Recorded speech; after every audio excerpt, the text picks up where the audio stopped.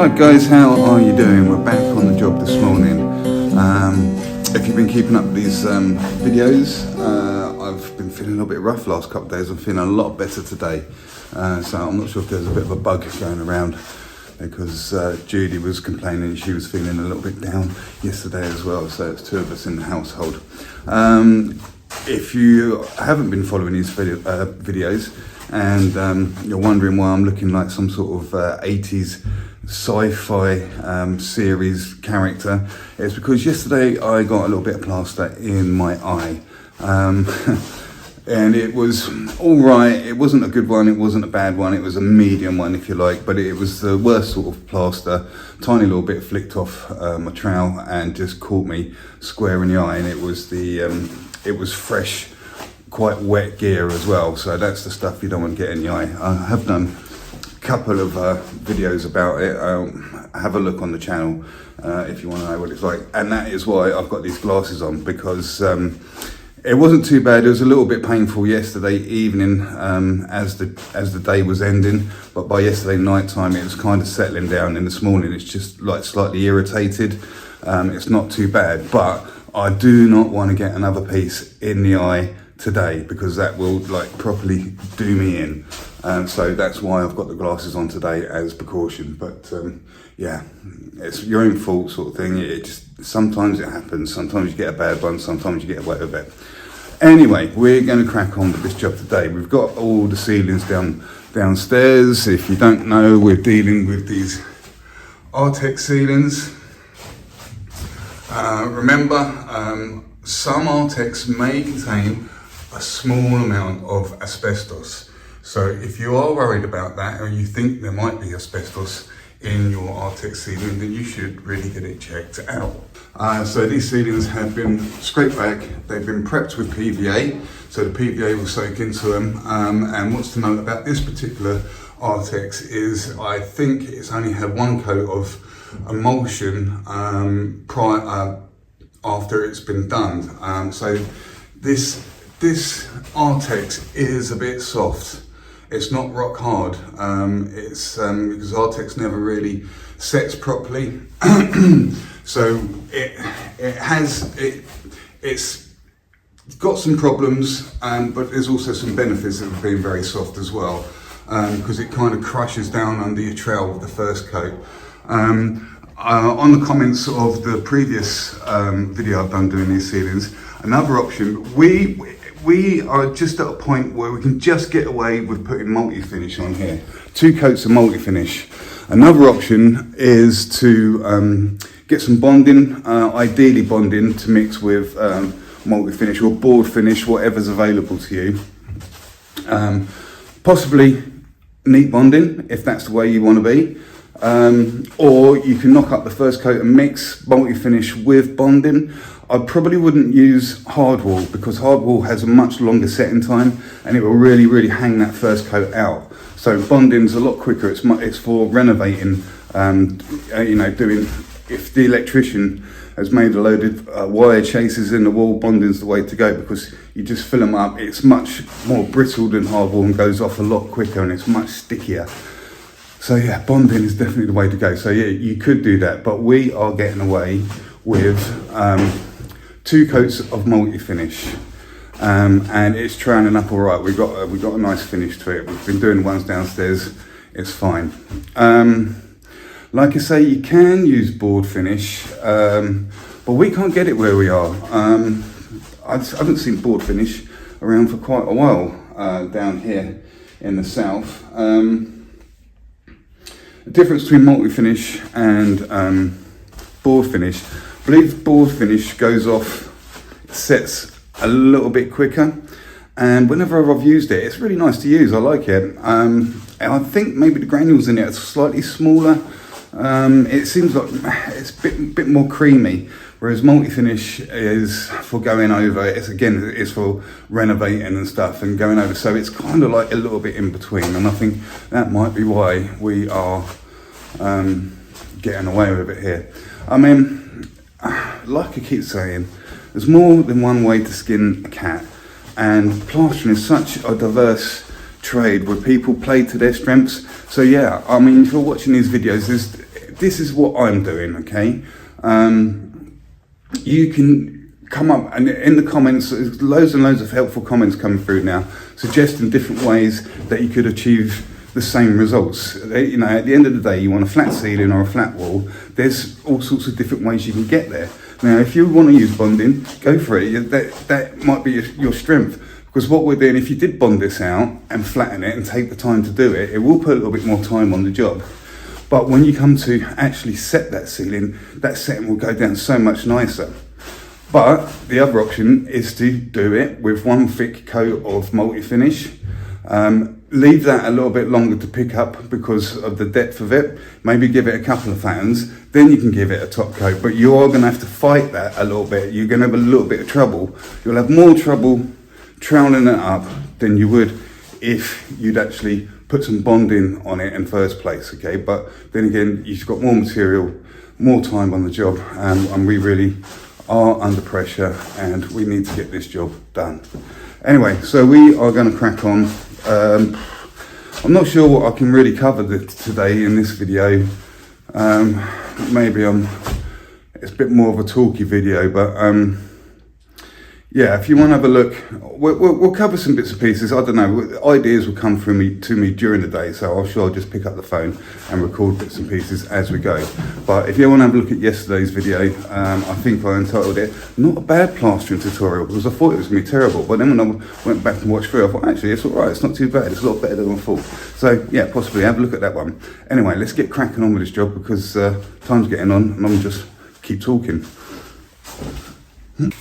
We are using PVA to seal these ceilings and create a nice bond for the plaster over the painted surface.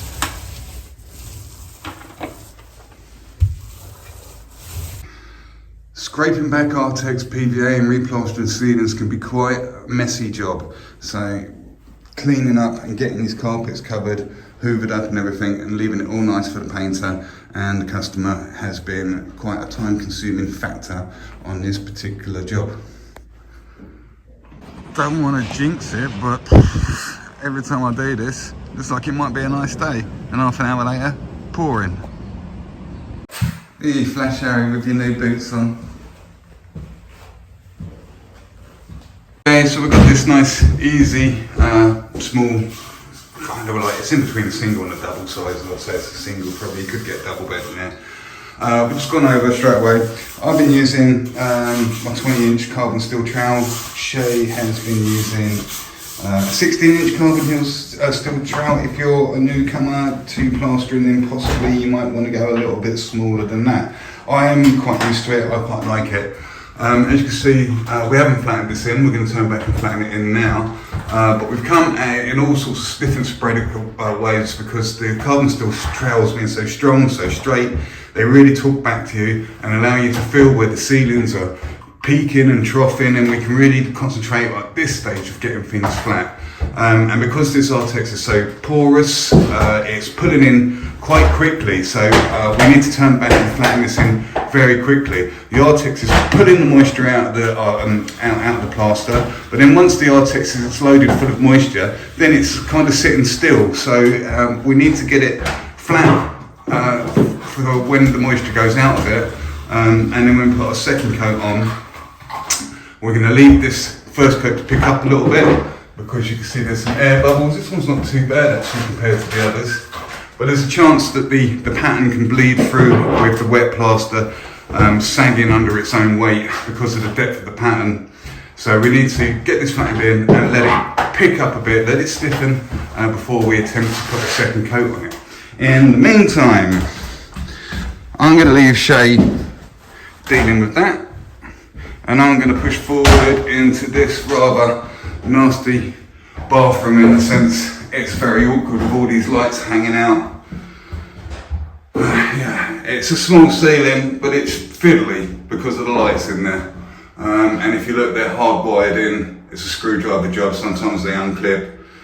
But yeah, that's what we've got going on, what we're dealing with in this particular little room. So I've got the glasses on. I've got to admit, they do cause a little bit of a problem because as you warm up with the working, they start to steam up and you're always taking them off and look, steaming up in there, you can't see what you're doing.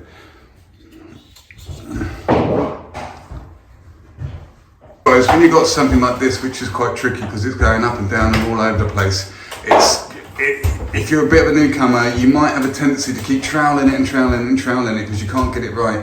Just get it better and leave it alone, because if you keep over troweling it, you keep working the gear, what you're doing is you're upsetting the depth of the plastic, because you've got big granules in there, you've got little granules, and the more you keep moving it around, the big granules start bumping into each other and start locking together. The smaller granules start coming to the surface, and it just gets even more puddingy and much harder to control. So best thing is to get across, make it look better, let it pick up, and then start again from the beginning if you think you can improve it. If it looks better, then you've done better. But you know, don't be stuck on one little position. Keep troweling it and playing with it over and over again. Okay, also remember guys, because we're going on quite so heavy over this texture finish, we're knocking up the multi quite a bit stiffer than what you regularly would. And it's always a good idea, especially if you're a little bit experienced, knock it up just a little bit stiffer, just because it makes it that little bit easier to handle when it's in its wet condition. Okay, so we've just got this little bathroom ceiling on. Look at the state of it. Look at all the different sporadic movements I've had to make, navigating all around these little chicanes, and trowels been getting caught on the wires. We're trying to lean over furniture in here to get into the corners. I need to turn back and flatten this in straight away. This room is far too tricky for my 20-inch, so I dropped down to a 16 in here with a 13-inch hook. Here, this is being replaced eventually, so I need to kind of treat it like it's being kept. I've got soft trainers in, but I don't want to put my crate in there. So I'm standing using the height at the bottom of the bath to reach up here. And what I'm having to do is like be on my tiptoes, and my arm is fully stretched, and I'm working directly underneath the gear, yeah? And I was really low, so my arm's fully outstretched, so if any plaster did fall from there, it's got that little bit of further distance to gather some speed before it hits you in the eye. Now, I think maybe the plastering gods were watching over me yesterday, and they gave me a little reminder, a little sting of what it can be like. And that's what's made me go out and get the glasses today. So this sort of little room here has got the potential to give you a really nasty one in the eye. There's loads of places that can drop down. So you never know what worse luck your bad luck has saved you from. Okay, so we've just given that a little flatten, and we're going to leave it to pick up. It's quite hard to judge how much you need because you have to take into account the extra depth, but we're obviously been doing all these things the same, so we're kind of getting the hang of it now. We're tuning our targeting system of how much we need to knock up for each ceiling. And it's one of those things you just have to pick up by experience. So we've eliminated a lot of those nasty trowel marks, and we've got things fairly flat. We're looking for flat, we're not looking for smooth at this stage. Like I say, we need to pick that to pick up, because as the light's coming through, it's really demonstrating the pattern that we've gone over, where it's sanding under its own weight, and if you like, bleeding through into the surface of this plaster. So we need to let that pick up. There's no point in going over that with a second coat, because you'll just be adding even more weight to it and it will bleed through even more. So we need this to stabilise a bit. We've come back to this first ceiling with the pattern still bleeding through. Shay's flattened it in once, and it's still a bit wet for my liking. It needs to firm up a little bit. The time, it's very difficult to give you an exact time because everything affects the plaster. It's just a touchy-feely thing, really. I'm saying this needs a little bit more time just because it just doesn't feel firm enough to me. So, yeah, I think we're probably going to have time, because that one needs to firm up and we'll come through, and I think we might knock up for this bedroom of similar size. Again, nice and easy, no coving to deal with, pretty straight walk forward and flat. So we might as well get this on whilst we're waiting for those ones to pick up, and we've knocked up from individually, so that's gone on, this is going to go on. So we've chained them all. Yeah, we're not it's knocking up a massive amount and then starting there and finishing here, and the gear's really wet on that one. When you're putting on here, the gear's starting to pick up, and you know, it's just you're just better off breaking your gauges up, especially when you start getting a little bit older. You want to be running, sweating, trying to keep up with a huge gauge. It's a mistake that you can make. You think, oh, I should knock up 3 bags and smash it all on, but I'll tell you, you're making it hard work for yourself.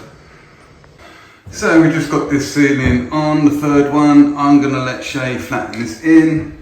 In the meantime, this one's still picking up a bit.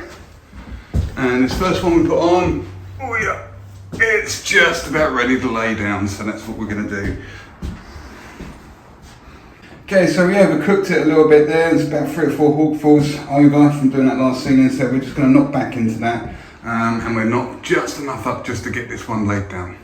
So remember guys, whatever the amount of plaster it took to get this ceiling on, and in this case it took about 1 bag to get this on, when you knock up for your second coat it tends to be half as much again. But remember, this has gone on quite a bit thicker, so I'm going to say it's going to take less than half to get this second coat on.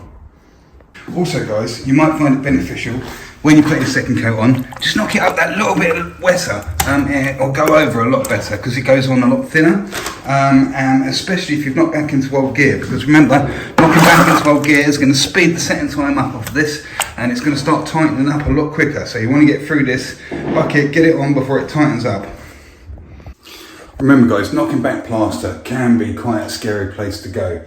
What I tend to do to make things a little bit softer, every time there's a little bit left in the bottom of the bucket, that's what we're knocking up into, okay? So we know it's really, it only is, you know, can't be any stronger than the previous gauge and the speed that it goes off.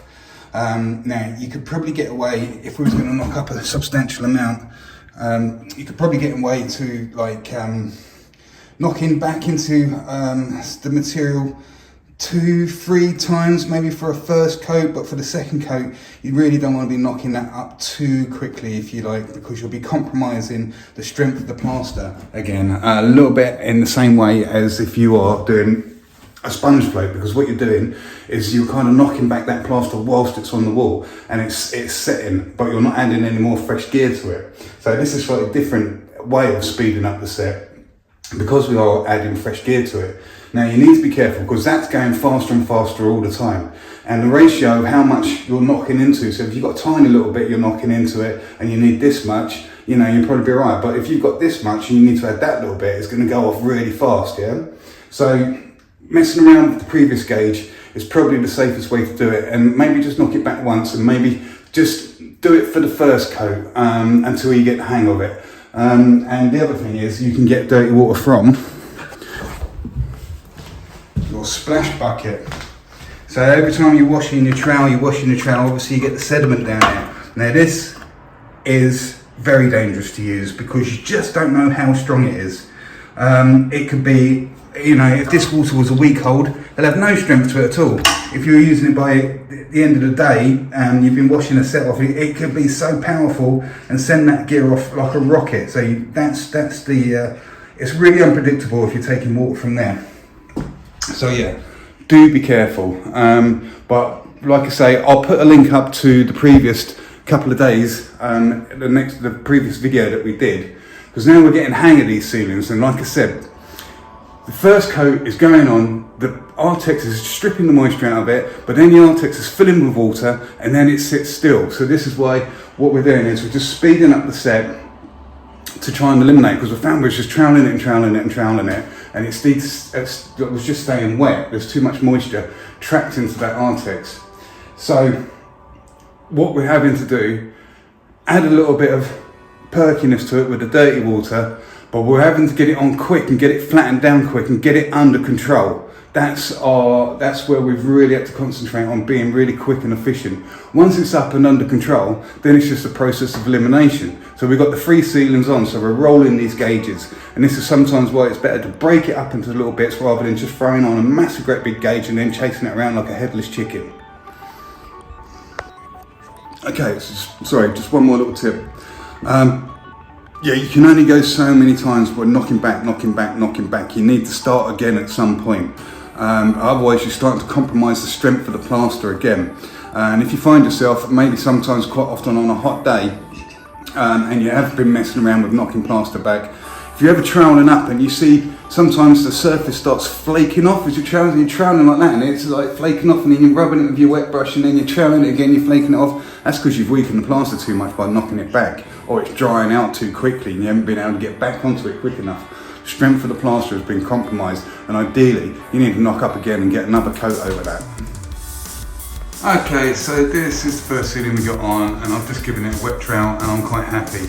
It's starting to hold back now, so yeah, that Artex level underneath is loaded up with water, and now we should start seeing the benefits of knocking back that first gauge so it goes off just that little bit faster.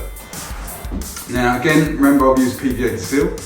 I've not used SBR because I'm not too sure how to use SBR. Well, I do, but I'm just so much more used to PVA and using suctions rather than trying to kill it off. I know there's some different brands out there. A lot of people in the comments are asking me or telling me, you know, the benefits of it, and I'm sure there are some benefits. But I've just got too much to do on this job and I haven't got time to play around, so I'm sticking with what I know. If I was to start messing around with PVA on a job like this, I really need to be in with somebody that has some experience with using it, I think, rather than just like testing it out on my own. So there you go. I mean, you can be clever and you can be wise. There's a difference, but you know, the journey to wisdom starts with the words "I don't know." So that's why I'm sticking with PVA inside, and it's good enough. All right. Okay, just a quick one because we're up against it. We're getting this final ceiling on today because we want to ensure that we're kind of like in a position to complete tomorrow.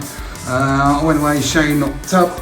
I was hoping to nip something off in here, but when we looked at it, how much plaster we had left in the bucket, I had to change plan and we threw this on instead. So yeah, it's quite a bit of an error. Rather than throwing the stuff away, I would rather use it somewhere. So by the time I got that on, this has picked up a little bit more. So we've really had to double our efforts on this final push for today. I mean, all the grunting and stuff going on, and now I'm surprised that neighbours don't think it's the women's Wimbledon final. So yeah, we need to crack on, double our efforts and get this down. I'm probably going to lay it down straight away. It's really, really picking up on me.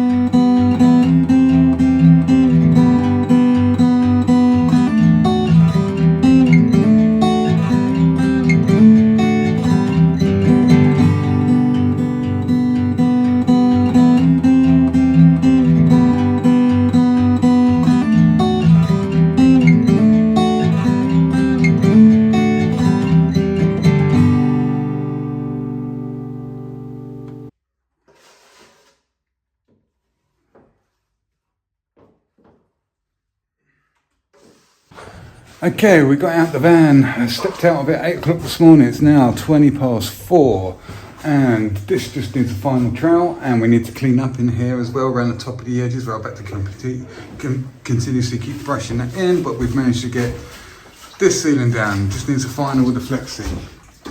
We've managed to get this awkward hallway ceiling down. Needs a final soon. How are you getting on with that one, Shane? Needs a final. Yeah. Shane managed to pick off this little ceiling in here. Both of us attributed to getting this ceiling on in here. Go down the corner.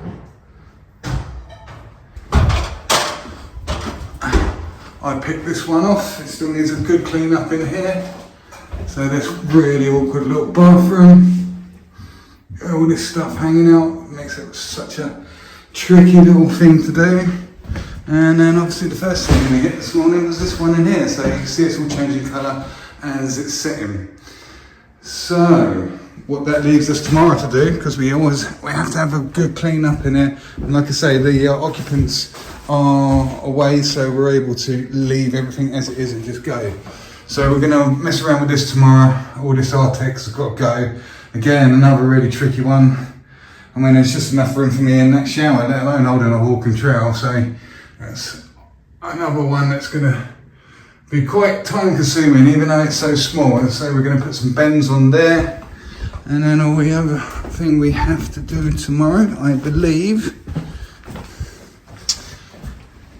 is this bit of ceiling here. So, you know, as quantity goes. Very, very manageable amount that we've got for Thursday. And we can get it all nice and tidied up. Shane's got to sort his ceiling edge out in here, look. He's left it a bit messy.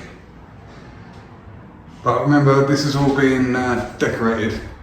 He should have been on this already. Okay.